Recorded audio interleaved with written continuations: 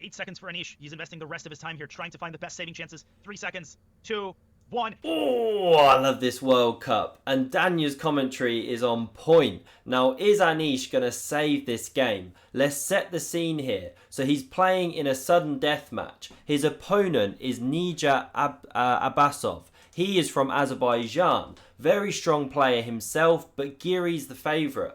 They've played 7 games. They cannot be divided. This is the 8th. Let's check it out, and then we're going to see this whirlwind finish.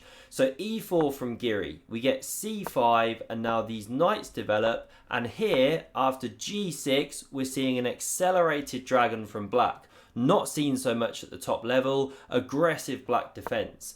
Giri takes the centre, standard opening moves. These are the ones on the board now, you see it so commonly. The knight is defended, knight f6, bishop c4, white going for this aggressive setup. And after d6, now Giri plays something unusual, because normally white goes f3, covers the centre, you get something like this, and now watch the h-pawn, bang, pawn h4, you try and attack. This is the main black move. What does Giri do? Pawn h3, something a bit more modest.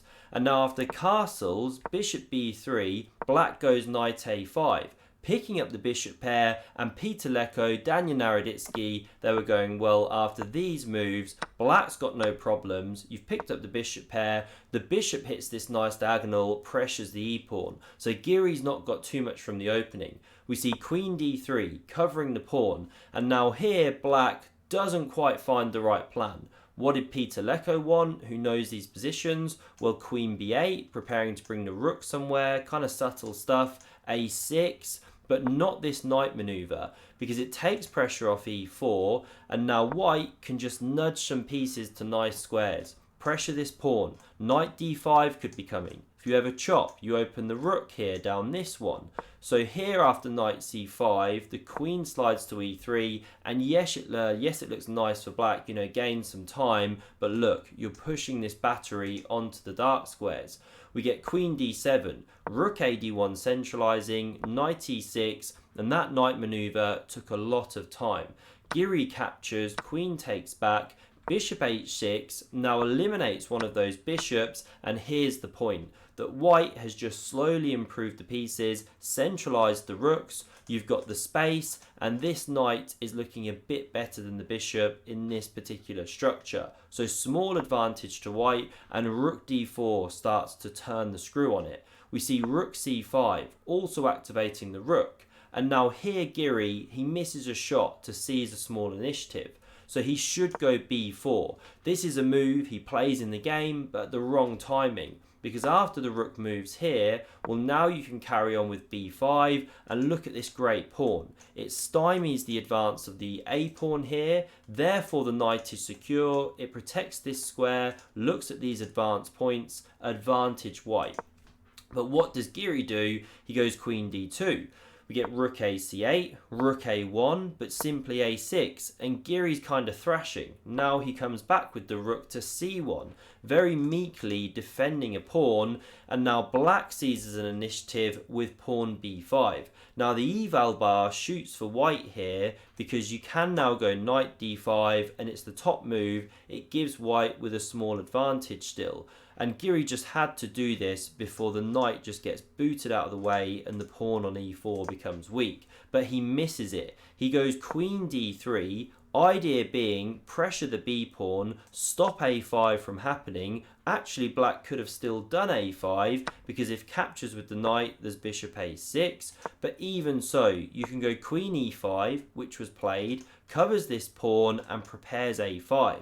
So that's why queen e3, looking at ideas of f4, and now a5 played, and Giri goes wrong. He should go f4, kick back the queen, and then rook d2. A bit miserable, the knight's soon going to be kicked. I mean, you don't have to do it straight away, but okay, you're just about holding things together. Advantage black though, this is a bit weak. But if we come back here, Giri didn't go f4 straight away. He went b4, and what his thoughts were, okay, you have to capture that pawn, attacking rook, pawn. Now I'll recapture, I'm solving my problems. The knight's secured, this one's under pressure, I'm holding on to e4, etc. But what we see in the game is a great move from black, simply rook to c4, ignoring the fact that this pawn can now be captured because it's immune. If you capture it, well then we can simply win an entire rook on d4, and if instead, let's run back to the game, you take on c4, which we saw, rook recaptures, and then take on a5, well still it's immune because now b4 comes, and after the knight moves somewhere, the centre is crumbling. This is the problem. You know, you can't come here, or rook takes on e4, your knight's literally dropping, and where else does your knight go? I mean, say knight a4, didn't really look at that one. Still the rook takes, the bishop is suddenly an absolute monster. It's a huge advantage to black, you know, -3, 3 pawns ahead. So Giri, he tries for f4 to complicate the position. We get queen e6, pawn b3 now played. Again, you know, he just can't be taking here. So he attacks the rook, makes it take here, and at least now his knight is secured for a moment, can cover this pawn.